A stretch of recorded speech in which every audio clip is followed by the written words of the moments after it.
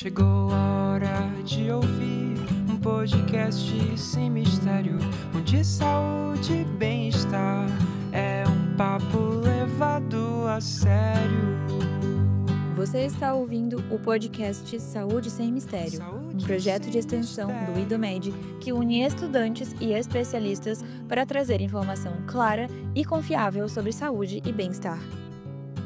Olá pessoal, tudo bem? Meu nome é Lucas Stolf, eu sou aluno do 4º período da Faculdade IDOMED de Medicina e hoje eu estou aqui com o professor Thiago. Professor Thiago, é uma honra tê-lo aqui conosco no podcast Saúde Sem Mistério. Muito obrigado por ter aceito o nosso convite e antes de mais nada, se apresente, por favor.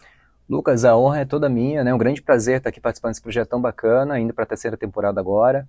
Então eu sou o Thiago, sou professor aqui na IDOMED, ministro a disciplina de bases moleculares no 1º período, imunologia clínica no 3º período e metodologia da pesquisa no 4º período.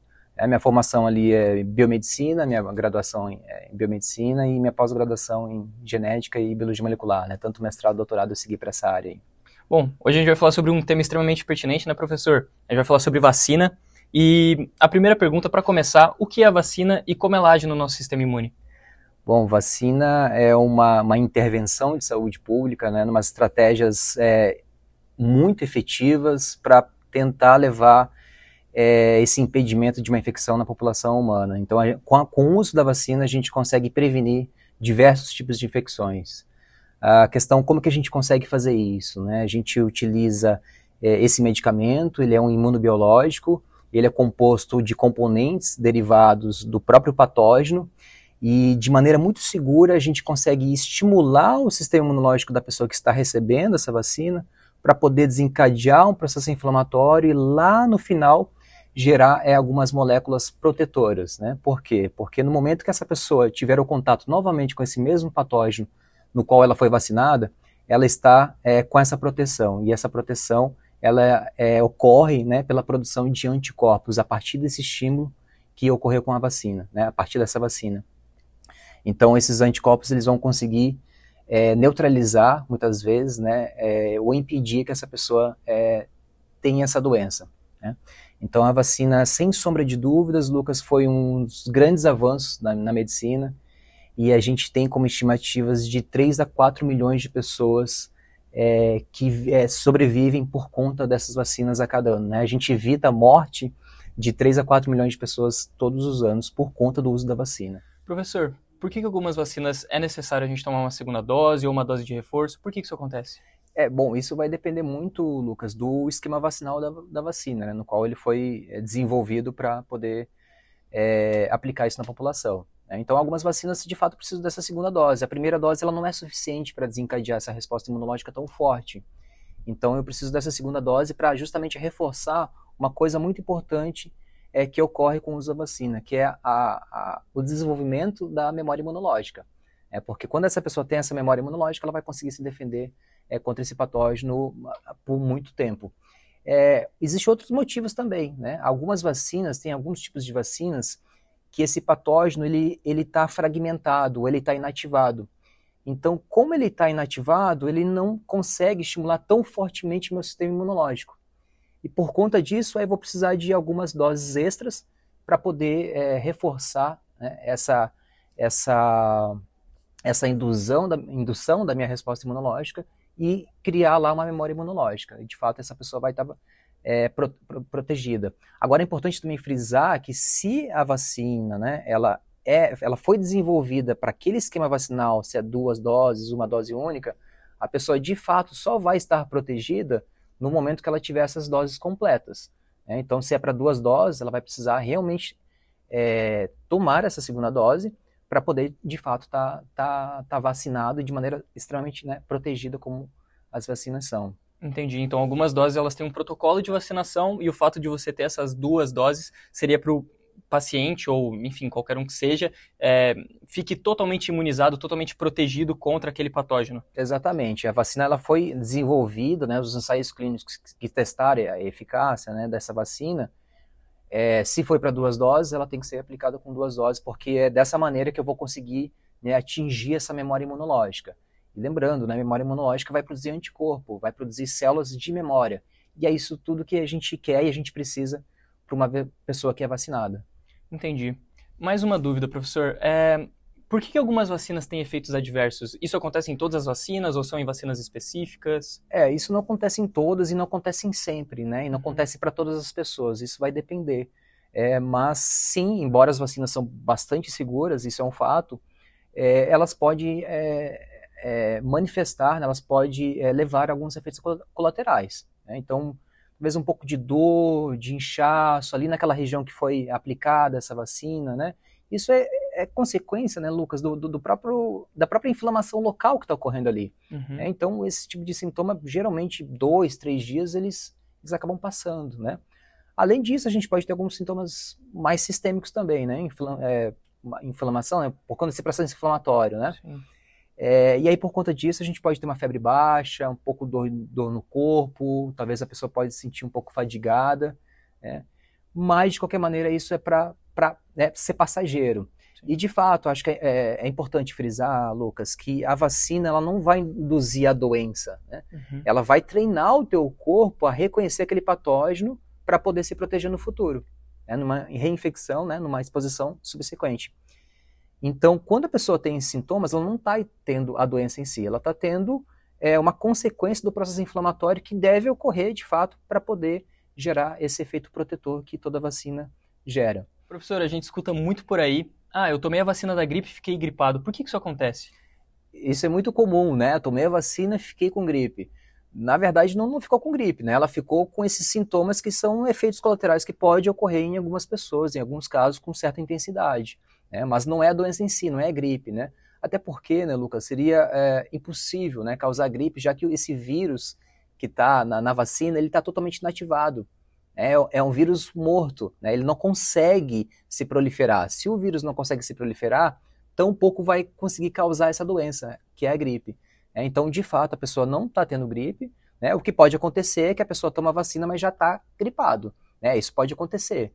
Porque essa memória imunológica ela leva um tempinho para ocorrer, né? Então a gente está falando de umas 2 semanas após a vacinação que a pessoa de fato vai ter essa proteção por conta, né, dessa vacina. Tá? Então é isso que pode acontecer.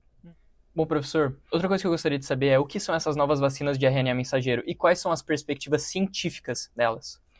Bom, vacina de RNA mensageiro são bastante atuais, né? Pelo menos a aplicação delas, os estudos já fazem pelo menos 20 anos que os pesquisadores estudam essas vacinas. Mas acho que falando propriamente da vacina, acho que é bacana, Lucas, fazer um breve comentário de como a célula do nosso corpo funciona, né? Para a célula poder funcionar, ela precisa produzir algumas proteínas. E essas proteínas, elas não são criadas do nada, né? Eu preciso de algumas informações para poder gerar essas proteínas. E essa informação está lá no núcleo dessa célula.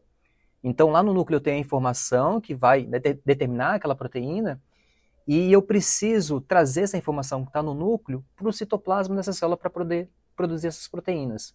Então eu preciso de uma molécula que faça esse meio de campo. Quem faz esse meio de campo entre o núcleo da célula e o citoplasma é o RNA mensageiro. Então é dessa maneira como as nossas células funcionam, isso naturalmente, certo? E essa vacina do RNA mensageiro, ela acaba não utilizando mais aquele micro-organismo morto, ou inativado, ou atenuado, né? A gente chama aquele micro-organismo atenuado que ele é mais enfraquecido. Essa vacina de RNA mensageiro está utilizando apenas essa molécula de RNA que contém a informação necessária para o meu corpo produzir uma proteína. E qual é a proteína que ele vai produzir nesse caso? A proteína do vírus.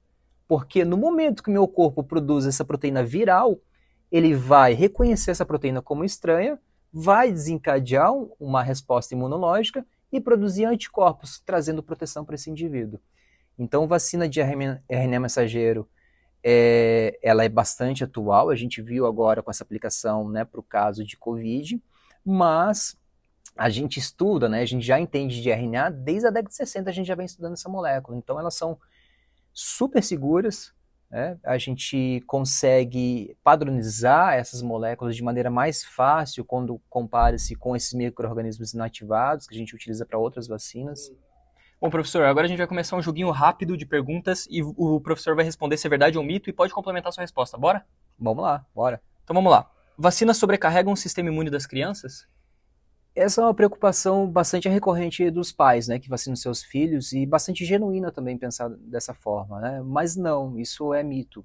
A vacina ela não tem tantos antígenos assim. Embora o número de vacinas aumentou ao longo dos últimos anos, o número daqueles componentes derivados dos patógenos, eles estão diminuindo. Então a gente tinha mais de 3.000 antígenos, né, que são esses componentes. Hoje a gente tem um pouco mais de 300.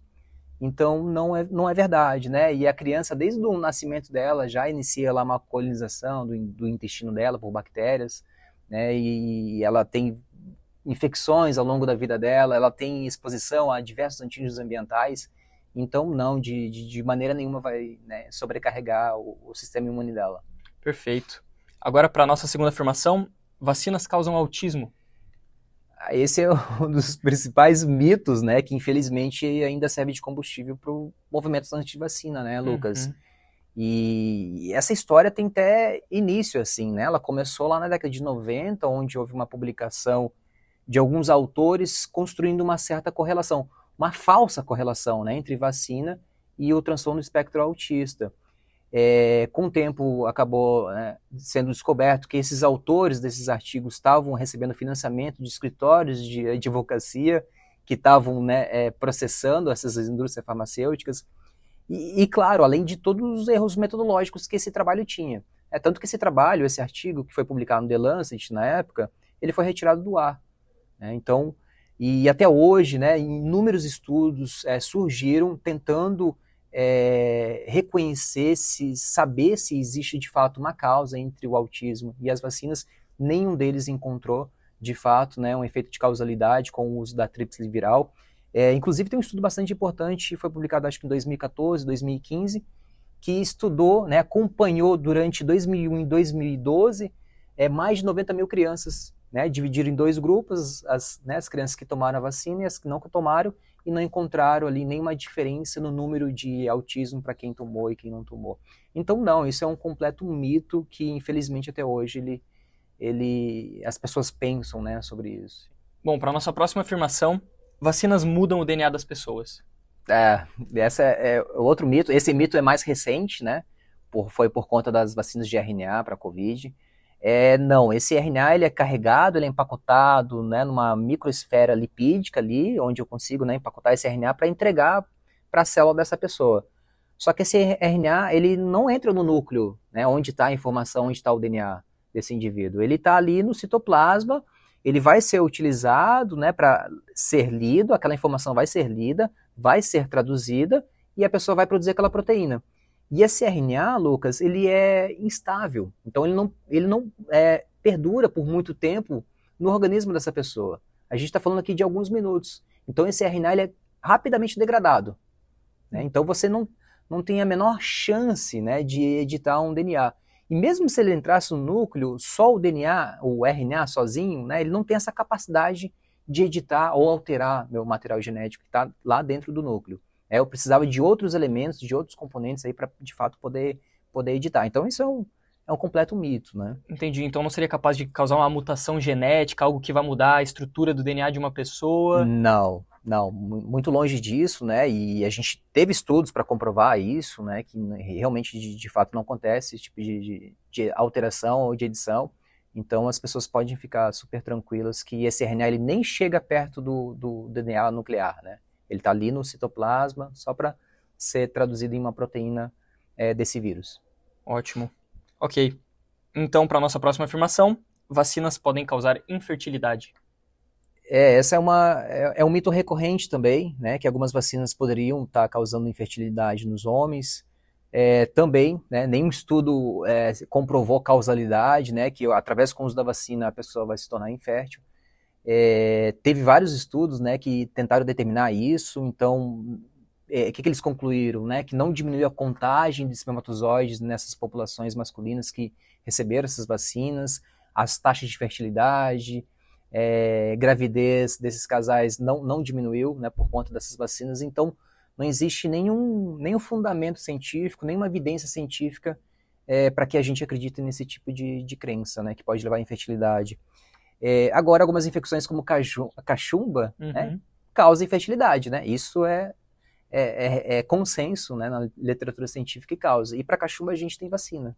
Já é comprovado, então, e a gente já tem uma vacina para combater esse micro-organismo. Exatamente. Perfeito. E por último, depois de adulto, nós não precisamos nos vacinar. A gente precisa, né?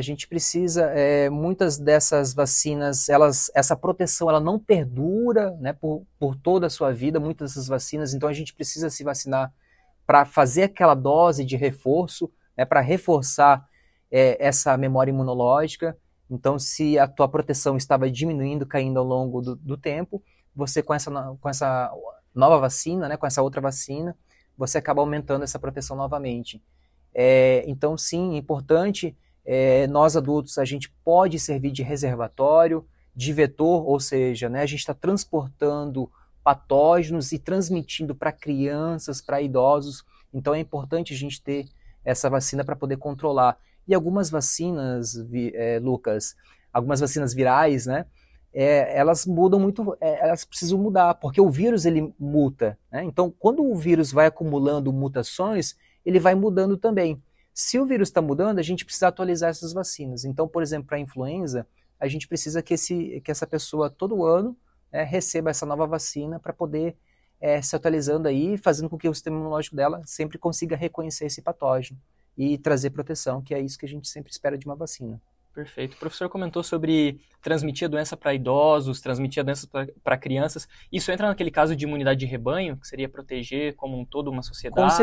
Com certeza. Acho que vacina, a gente tem uma questão que vai para além do indivíduo, né? Para além do sujeito que recebe essa vacina. Porque a partir do momento que você se vacina, você está se preocupando com a sua comunidade, com as pessoas que estão em volta. Então, sim, você leva a imunidade, não é? Ou melhor, a proteção de rebanho, por conta dessa vacinação em adultos, por exemplo. Então isso é fundamental, né? É fundamental que isso ocorra, que seja estimulado, que as pessoas entendam a importância disso, desse ato, né? Fantástico. Professor Tiago, eu gostaria de agradecer. Foi um papo muito bom. Eu que agradeço, o maior prazer enorme. Obrigado. Pessoal, e não se esqueçam de nos seguir nas redes sociais, @podcast Saúde Sem Mistério. A gente também está no Spotify e a gente está no TikTok.